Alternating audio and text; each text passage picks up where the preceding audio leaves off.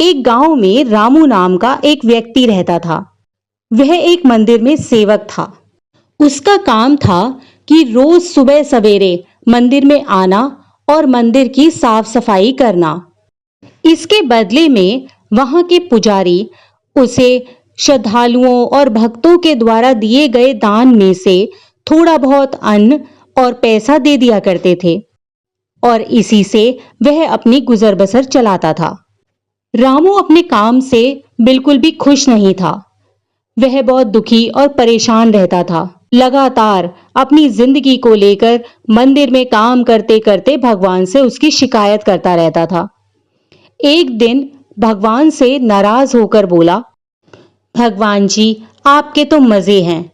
आपको तो बस एक जगह आराम से खड़े रहना होता है। मुझे देखिए, मैं कितनी कठिन जिंदगी जी रहा हूं।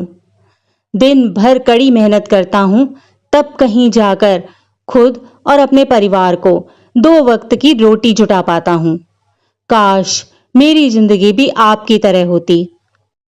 उसकी बात सुनकर भगवान थोड़े से हंसे और बोले, नहीं वत्स, जैसा तुम सोच रहे हो वैसा नहीं है।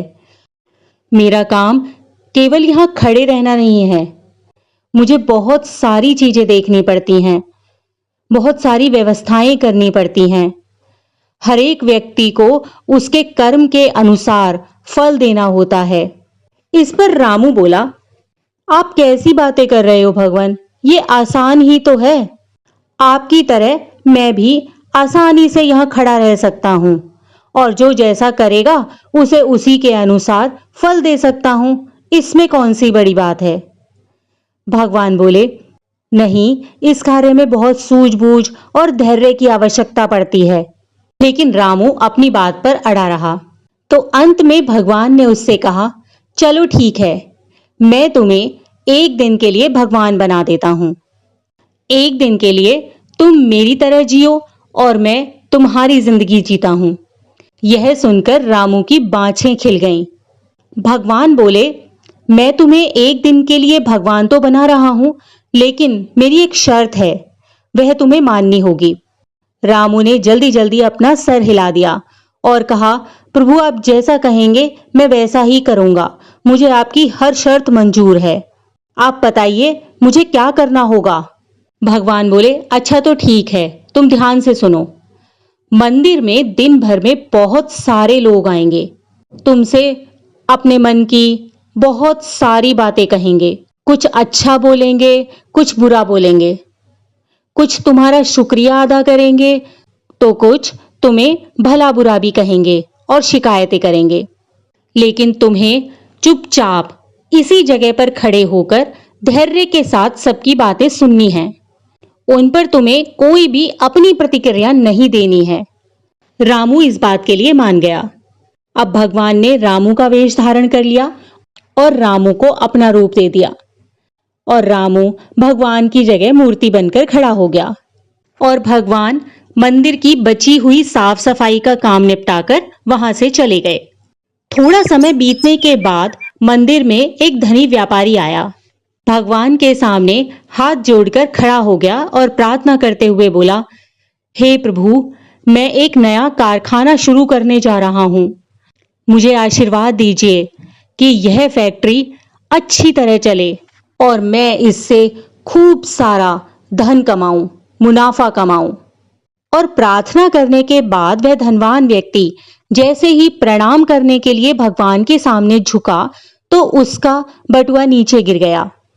भगवान बने रामू का बहुत मन हुआ कि वह पीछे से धनवान व्यक्ति को आवाज लगाए और कहे कि आपका पर्स यहां पर गिर गया है, आप इसे उठा लो। लेकिन शर्त के अनुसार रामू को बिल्कुल चुप खड़े रहना था। उसे अपनी कोई भी प्रतिक्रिया नहीं देनी थी, चुपचाप सब कुछ देखना था। इसलिए वह मूर्ति बना चुपचाप खड़ा रहा और उस धनवान व्यक्ति को वहां से जाते हुए देखता रहा।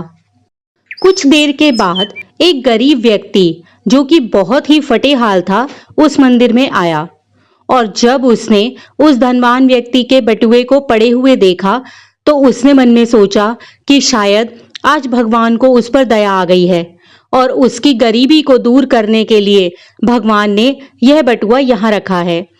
उसने भगवान को बार बार धन्यवाद किया और उस बटुए को उठाकर ले गया। इसके थोड़ी ही देर बाद रामू देखता है कि वही धनवान व्यक्ति पुलिस को लेकर उसी मंदिर में आया और वहां पर उसने कहा कि जब मैं इस मंदिर में था तब मेरे पास बटुआ था और उसके बाद मैंने उसे नहीं देखा।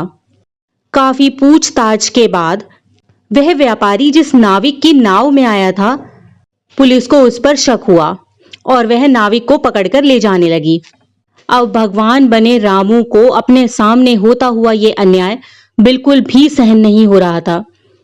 शर्त के अनुसार उसे चुप रहना था, लेकिन उसने सोचा कि यदि मैं इस समय चुप रहा तो बेकार में ही एक बेकसूर आदमी को सजा मिल जाएगी। तो उसने अपनी चुप्पी तोड़ते हुए कहा, आप गलत व्यक्ति को पकड़कर ले जा रहे हैं। यह बटुआ इस नाविक ने नहीं चुराया है, बल्कि उसे तो वह गरीब आदमी जो यहाँ थोड़ी देर पहले आया था वह ले गया है। मैं भगवान हूँ और मैंने यह सब देखा है। और इतना कहते कहते रामू ने उस गरीब आदमी के जाने की दिशा भी पुलिस को और उस धनवान व्यक्ति को बता दी। पुलिस ने उसी राह पर जाते हुए उस गरीब आदमी को पकड़ा और उसे जेल खाने में डाल दिया और नाविक को छोड़ दिया। शाम को जब भगवान वापस आए तो रामू ने पूरे दिन का वृतांत भगवान को सुनाया और उन्हें गर्व के साथ बताया कि आज मैंने एक व्यक्ति के साथ अन्याय होने से बचा लिया है। देखिए, आपकी जिंदगी जीकर आज मैंने कितना अच्छा काम किया है। उसकी बात सुनकर भगवान बोले, ये तुमने क्या किया? मैंने तुमसे कहा था ना कि चुपचाप मूर्ति बनकर खड़े रहना, लेकिन वैसा न करके तुमने मेरी पूरी योजना पर पानी फेर दिया। उस धनी व्यापारी ने बुरे कर्मों द्वारा इतना धन कमाया है। यदि उनमें से कुछ पैसे गरीब आदमी को मिल जाते तो उसका भला हो जाता और व्यापारी के पाप भी कुछ कम हो जाते। जिस नाविक को तुमने समुद्री यात्रा पर भेज दिया है वह अब जीवित वापस नहीं आ पाएगा। समुद्र में बहुत बड़ा तूफान आने वाला है। यदि वह कुछ दिन जेल में रहता तो कम से कम बच जाता और उसका परिवार सुरक्षित रहता।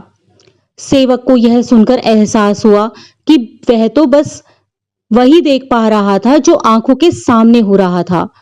उन सबके पीछे की वास्तविकता को वह नहीं देख पा रहा था, जबकि भगवान जीवन के हर पहलू का विचार करके अपनी योजना बनाते हैं और लोगों के जीवन को चलाते हैं। तो दोस्तों, हमें कभी भी भगवान की करनी और उसकी व्यवस्था पर प्रश्न नहीं उठाने चाहिए।